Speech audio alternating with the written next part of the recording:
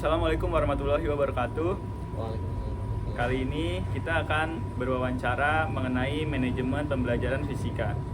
Perkenalkan, saya Ahmad Fahri Husaini, NIM 13026200066. Kali ini kita ditemani oleh Bapak Fahri dari sebagai guru. Silakan Bapak memperkenalkan diri dan secara singkat sekolahnya. Oke, terima kasih izin memperkenalkan diri. Nama saya Ahmad Fahri Burhanuddin sebagai guru fisika di SMA Sunda Kelapa. Kali ini saya mau tanya nih Pak tentang manajemen pembelajaran di sekolah Bapak, Sekolah Sunda Kelapa. Oke. Saya ingin bertanya, bagaimana sih Pak perencanaan pembelajaran fisika di sekolah Bapak? Oke, sebenarnya kalau untuk perencanaan pembelajaran itu seperti sekolah-sekolah ya. Cuman kalau saya itu lebih ke prinsip, misalkan membuat modulnya gitu. Membuat modulnya itu kita biasanya berbasis UBD atau Understanding by Design, di mana UBD itu harus menentukan tujuan pembelajaran dulu. Tujuan pembelajaran, nanti sesuai capaian pembelajarannya apa, nanti kita membuat tujuan pembelajarannya. Nah, tujuan pembelajaran itu harus berdasarkan membuat siswanya. Habis itu kita ke asesmen dulu. Jadi setelah tujuan pembelajaran jadi, kita bikin asesmen terlebih dahulu. Asesmen apa yang bisa menjawab tujuan pembelajaran itu. Jadi kita mau apa dulu nih yang ingin dicapai, kita bikin asesmennya, mau pakai asesmen apa aja yang dipakai sesuai dengan kemampuan siswanya. Habis itu baru ke kegiatan belajarnya. Jadi dari awal kita udah tahu nih asesmen apa yang mau digunakan kepada siswa itu. Terus baru kegiatan pembelajaran nih. Nah, kegiatan pembelajaran dipakai juga itu berdasarkan kebutuhan siswanya. Jadi kita nggak semau kita sendiri gitu. Jadi kegiatan pembelajaran itu misalkan anaknya sukanya gaya belajar itu kinestetik. Nah, berarti kan kita harus membuat pembelajaran yang mereka harus melakukan sesuatu kan. Nah, seperti itu. Kalau misalkan gaya belajar audiovisual, berarti kan mereka sebisa mungkin diberikan video pembelajaran agar mereka itu mudah untuk memahami gitu. Oke, baik Pak. Ya. Lalu bagaimana Bapak melakukan pengorganisasian atau penjadwalan dalam pembelajaran Bapak? Oke, jadi untuk menentukan penjadwalan sendiri, yang pertama kita harus mengatur terlebih dahulu kegiatan pembelajaran. Misalkan selama satu semester itu yang efisien itu berapa hari gitu.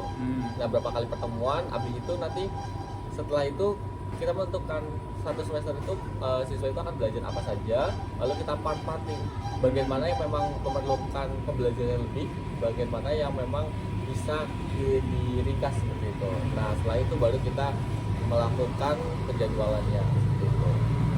Oke, baik Pak. Lalu bagaimana Bapak melakukan pengarahan dan dalam pelaksanaan pembelajarannya itu Bapak bagaimana Pak? Oke, sebenarnya untuk melakukan pengarahan atau pelaksanaan dalam pembelajaran fisika itu kita bisa untuk mengarahkan si siswa itu untuk memahami konsep fisikanya terlebih dahulu.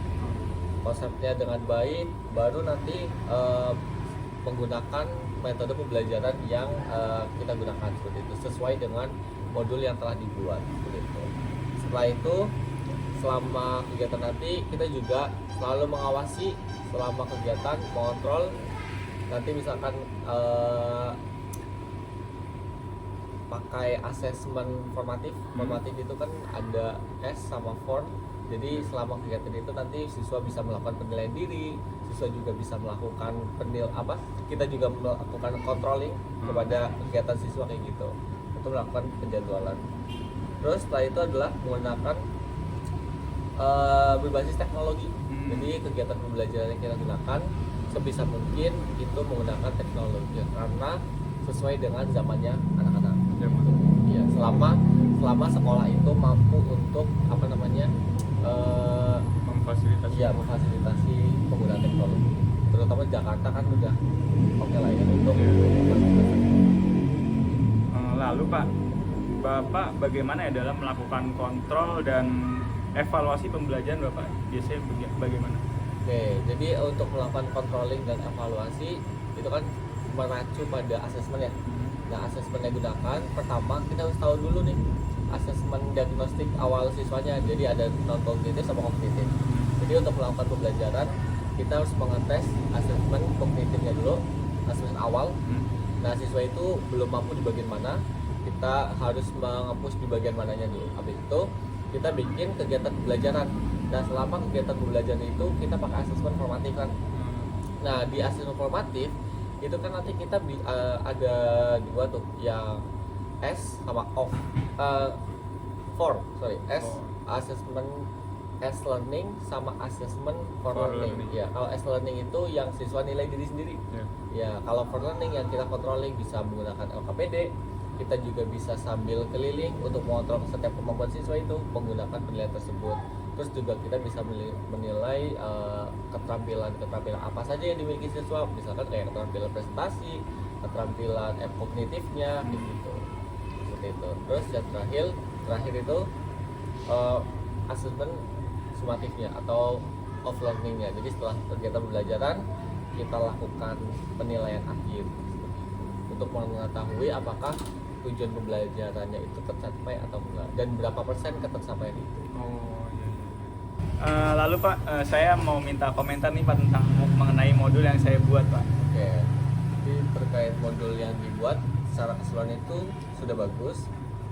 Mulai dari identitas modulnya, terus juga cover, habis itu ada juga dari kompetensinya udah sesuai, terus juga udah ada peta konsepnya, kegiatan pembelajaran juga sudah, lalu latihan pembelajarannya ada evaluasinya, terus secara umum sudah bagus. Hanya saja mungkin untuk peletakan kayak misalkan glosariumnya itu harusnya di bawah ya, Iya. bukan di atas. Terus sama kesimpulan, di sini kesimpulannya ada dua, nah itu jadi satu saja. Oh. Kesimpulan akhir sama kesimpulan yang sebabnya, mending itu jadi satu. Oke, baik Pak, terima kasih atas komentar. Oke, sama-sama. Oke, baik Pak, terima kasih. Saya rasa cukup sekian. Terima kasih Bapak sudah meluangkan waktunya. Adapun tugas ini dibuat untuk memenuhi tugas akhir semester. Terima kasih Bapak. Assalamualaikum warahmatullahi wabarakatuh. Waalaikumsalam.